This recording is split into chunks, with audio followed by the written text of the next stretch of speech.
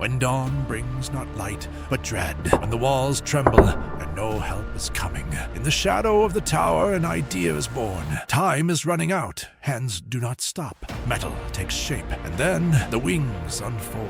The Iron Eagle comes to life and rises above the castle.